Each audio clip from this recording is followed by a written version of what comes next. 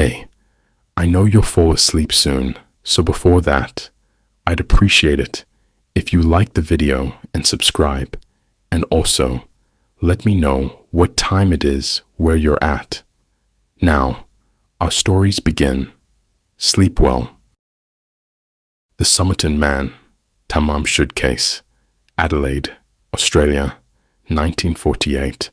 On the morning of December the 1st, 1948, the body of an unidentified man was discovered slumped against a seawall on Somerton Beach, just south of Adelaide, Australia. Dressed in a neat suit and polished shoes, he looked like he had simply fallen asleep. But he was dead.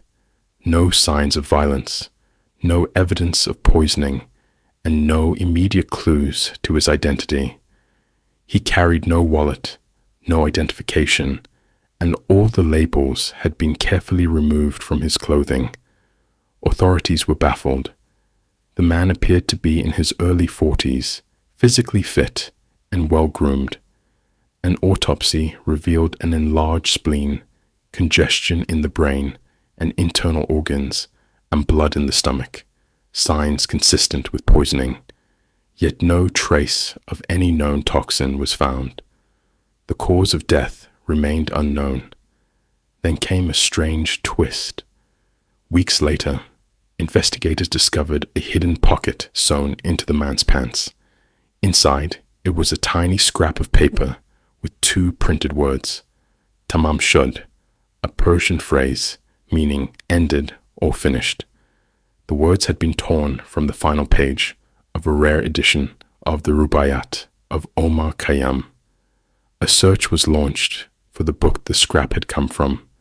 Astonishingly, a man in Glenelg, just blocks from where the body was found, came forward, claiming a copy of the Rubaiyat had appeared mysteriously in the back seat of his unlocked car around the time of the death.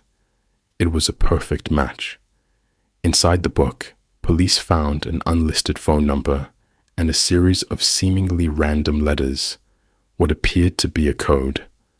The phone number led to a woman named Jo Thompson, a nurse who lived near Somerton Beach. She claimed not to know the man, but reacted strangely when shown his plaster death mask. Some believe she recognized him and hid the truth. In her possession was a copy of the Rubaiyat, similar to the one found with the body, adding to the mystery. As for the code, despite efforts from cryptographers and intelligence agencies, it remains unsolved. Over the decades, theories multiplied. Some speculated the Somerton Man was a Cold War spy, citing his cryptic clues, unknown origin, and the timing, just after World War II, during a peak in espionage activity.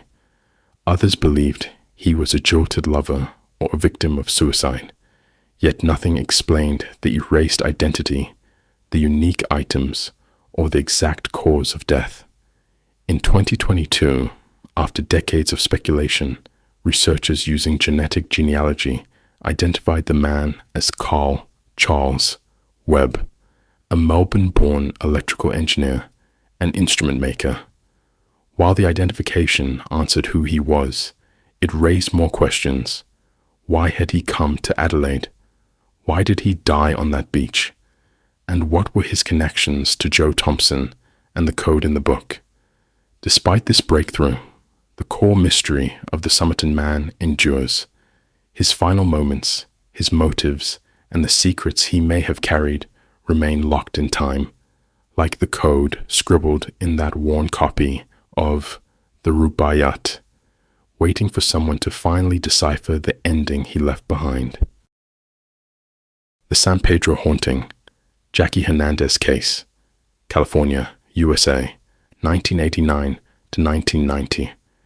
In 1989, Jackie Hernandez, a young mother of two, moved into a modest bungalow in San Pedro, California, hoping to start fresh after a difficult separation.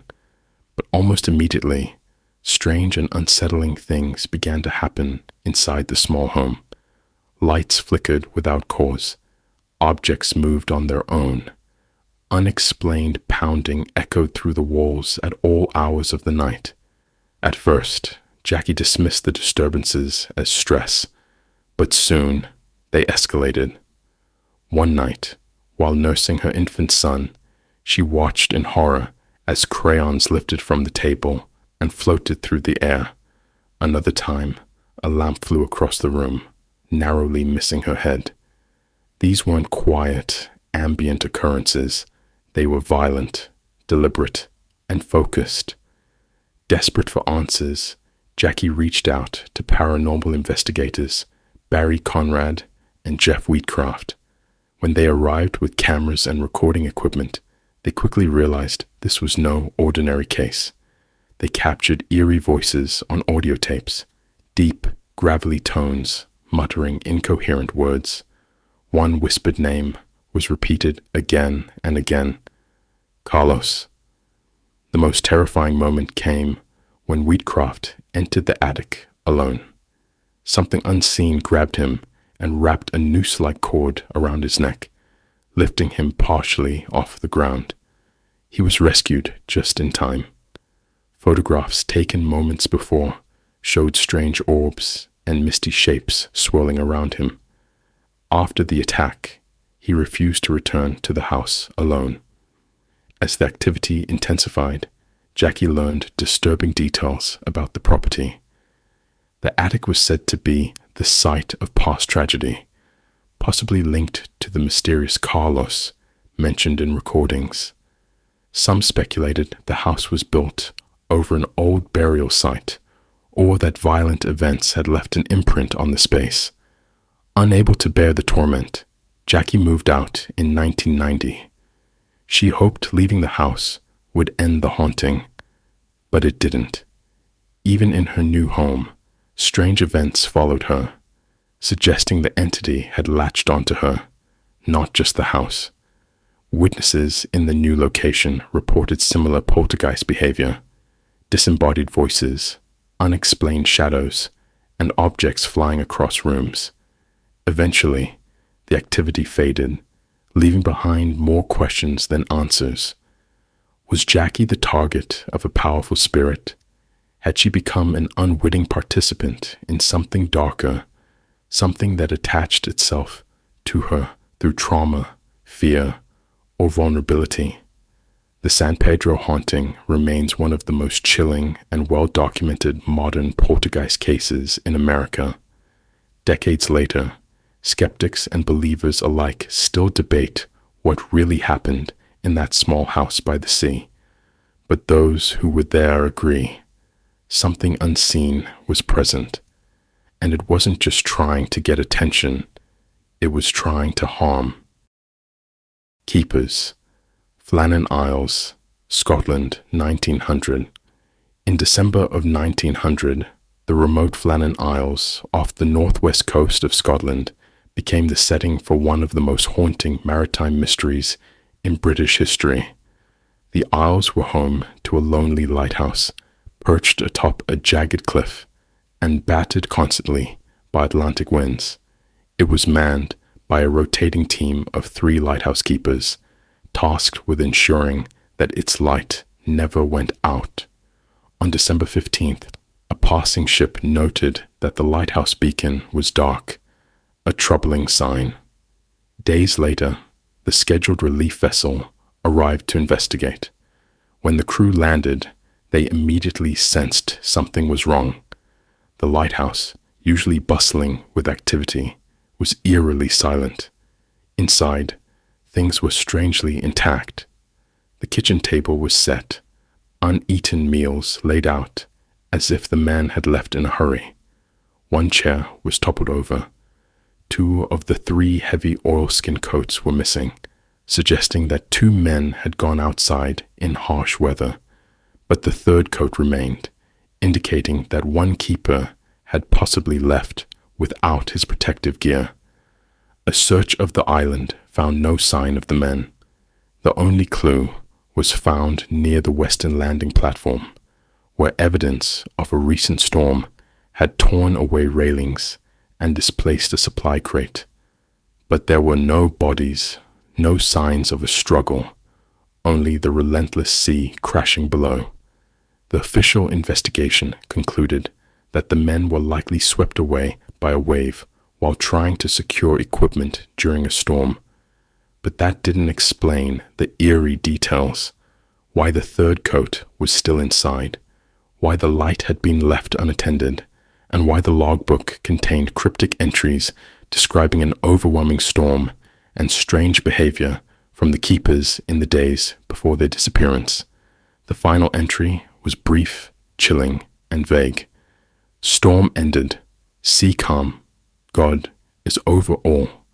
Over the decades, theories have multiplied. Some suggest madness, with one keeper turning on the others in a fit of isolation-induced rage. Others speak of a rogue wave, a rare and monstrous swell capable of sweeping all three men into the ocean. Still others whisper darker ideas: supernatural forces, sea creatures, or ancient curses tied to the isolated island chain. The mystery has never been solved. The lighthouse remained automated and uninhabited from then on. The men, Thomas Marshall, James Duckett, and Donald MacArthur, were never seen again. No trace of them has ever been found. To this day, the Flannan Isles are avoided by many sailors, and the tale of the missing keepers lives on in Scottish folklore. It is a story of silence, of isolation, and of something unknown lurking just beyond the light, waiting perhaps in the fog. The disappearance of Amy Lynn Bradley, Royal Caribbean cruise ship, 1998.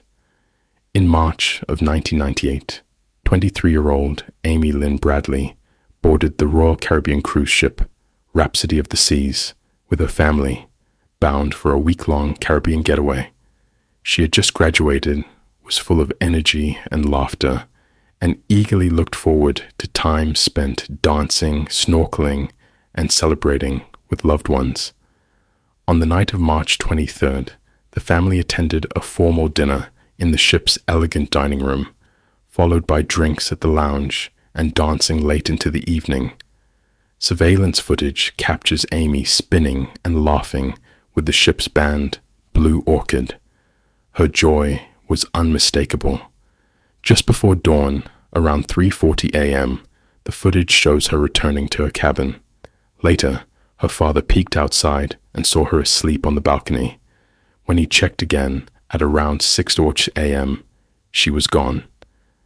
Amy's shoes, gratuities, and belongings remained neatly in the cabin. Her passport and ID were untouched. The balcony was locked from the inside. The family, alarmed, alerted ship personnel immediately. At this point, the vessel was nearing Curacao.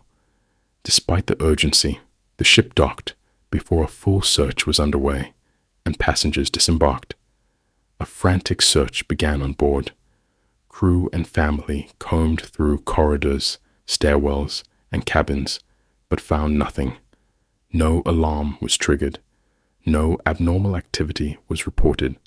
When authorities arrived on shore, divers scoured the water, and yet Amy was nowhere to be found. In the days that followed, stories emerged that fractured the timeline. A sighting was reported at 8 a.m. that day, capturing a woman resembling Amy in a local bar in Curacao. She appeared disoriented, alone, and described as seeking help. A U.S. Navy sailor later claimed to have seen a woman who identified herself as Amy in a brothel on the island. She reportedly said she was taken against her will. When he attempted to intervene, she fled with two unidentified men. Weeks later, a photograph surfaced on a Caribbean gossip website, purportedly showing Amy attending a party in the Dominican Republic. The image was grainy, the woman unconvincing to some, but deeply familiar to others. The expression was vacant, the body language stiff. Could this have been Amy, or someone who looked remarkably like her? Over the next year, additional unverified sightings cropped up. A distressed blonde woman in Aruba, another matching description seen in Puerto Rico. None were confirmed. DNA tests on several individuals showed no positive match. Cruise staff policies were scrutinized. How could a young woman vanish without triggering alarms?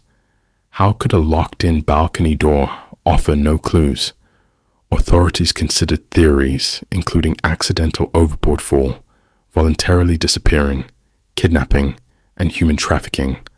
The lack of water in her lungs and no bruising made drowning unlikely. Anyone who knew Amy found the idea of a voluntary departure improbable. A kidnapping, possibly for human trafficking, remained the most persistent theory. Yet there was no evidence of a boat rendezvous, no ransom demands, no intercepted communications. Amy's family, refusing to let the case go cold, issued public pleas, posted flyers, and provided interviews. The FBI opened an official investigation. A reward exceeding $250,000 was offered for credible information. Still, the trail remained cold. 25 years later, the cabin remains sealed in time. Shoes by the door, a spilled drink on the balcony floorboard, untouched belongings. No log of her presence on the off decks, no record of an emergency call from her phone. And yet, the possibility of her being alive somewhere lingers, fragile, uncertain, always hopeful. Amy Lynn Bradley's disappearance stands as one of the most haunting cruise ship mysteries in recent history. Ordinary vacation turned nightmare. Her story reminds us how easily someone can slip out of view, how swiftly a life can vanish, leaving behind nothing but questions echoing across the sea. The Belmez Faces Phenomenon, Belmez, Spain, 1971. In the quiet village of Belmez de la Moraleda, Spain, something strange began to happen in the summer of 1971. In a modest home on Calle Real 5, owned by Maria Gomez Camara, a strange stain appeared on the kitchen floor. It looked vaguely like a human face. Eyes, a nose, a mouth etched into the concrete. At first, Maria tried to scrub it away. When that failed, she had the section of the floor removed and replaced with fresh cement. But a new face soon emerged. Word spread quickly. Neighbors visited, drawn by curiosity. The media followed. The house became known across Spain as the House of the Faces, and Maria, once a quiet, private woman, found her home transformed into a national curiosity. The faces didn't stop. Over time, more appeared, male, female, young, old. Some looked anguished, others calm. They would fade, change expression, vanish, and return, always in the same area of the kitchen. Experts were called in. Chemists and forensic specialists analyzed the floor, ruling out conventional dyes or pigments. X-rays showed no clear signs of paint or manipulation. Some skeptics believed the images were hoaxes, chemically induced, but no definitive method for creating or altering the faces could be proven. Scientific testing only deepened the mystery. In 1972, the local government ordered the area sealed and monitored. The floor was covered with glass, and independent observers were brought in to watch. Under surveillance, new faces continued to appear. Some seemed to shift slowly over time, as if aging. One image appeared to cry. The phenomenon seemed to respond to the emotional environment in the house, becoming more active during times of distress or conflict. Investigators uncovered that the house was built over an old cemetery. Some even exhumed human remains beneath the property, bones dating back centuries. These were removed and given proper burial, but the faces continued. Psychics claimed the souls of those buried had imprinted their anguish onto the home. Some suggested Maria herself, whether consciously or unconsciously, was a medium, channeling unresolved energies from the dead. Over the decades, the Belmez faces became one of the most well-documented paranormal phenomena in Europe. Thousands of photographs were taken, analyzed, and debated. Faces appeared not just on the floor, but occasionally on walls and nearby structures. Tourists arrived by the busload, and the town grew used to the eerie fame. Maria Gomez Camara lived in the house for the rest of her life, coexisting with the strange visitors on her floor. She never claimed to understand them, nor did she profit from them. She simply endured them. When she passed away in 2004, some believed the phenomenon would stop, but the faces did not vanish. New images continued to form. Today, the house remains a point of fascination. Some believe the mystery is a hoax, yet to be exposed. Others accept it as one of the most compelling cases of spiritual manifestation ever recorded. No one has definitively explained how the faces appear or why they've persisted for over 50 years. In Belmez, the faces remain, silent, watching, carved not by hand, but by something unseen. The Ghost Blimp Incident, San Francisco, USA, 1942. On the morning of August 16th, 1942, during the tense days of World War II, a U.S. Navy blimp designated L-8 lifted off from Treasure Island in San Francisco Bay. Its mission was routine, to patrol the California coastline for signs of enemy submarines. On board were two experienced crewmen, Lieutenant Ernest DeWitt Cody and Ensign Charles Ellis Adams. The flight was expected to last only a few hours. The blimp, filled with helium and bearing the insignia of the U.S. Navy, began its journey smoothly, rising into the foggy sky. Around 7:30 a.m., the crew radioed in a report. They had spotted what they believed to be an oil slick just off the coast of San Francisco, a possible indication of a submerged submarine. They said they were going to investigate. It was the last communication ever received from them. When the blimp failed to respond to follow-up calls, concern grew. Observers on the ground saw the airship behaving oddly. Around 11 a.m., it was seen drifting inland, slowly descending over Daly City. It seemed to have lost altitude, but was still intact. Then, in a bizarre turn, the blimp descended onto a quiet residential street, snagging its frame on rooftops and utility poles before coming to rest in a neighborhood. Rescue teams rushed to the scene and approached the limp airship cautiously. To their astonishment, there was no one inside. The cabin was intact. The safety belts were unbuckled. The radio was functional. The parachutes and life vests remained on board. The side door was open, swinging in the wind. But Lieutenant Cody and Ensign Adams had vanished without a trace. Search and rescue operations launched immediately. The coastline, nearby waters, and the blimp's flight path were scoured for signs of the men. No bodies were found. No distress signals had been sent. There were no signs of struggle, and no indication the blimp had ever been in combat or fired upon. The mystery deepened when investigations confirmed the blimp was mechanically sound. There was no damage to the cabin that might have forced the men to jump. The most perplexing detail was that the blimp had managed to return to land on its own. How could both trained crewmen have disappeared mid-flight without explanation, while the blimp continued on autopilot, or perhaps sheer momentum, until it crashed? Speculation ran wild. Some believed the men had been taken by a foreign submarine.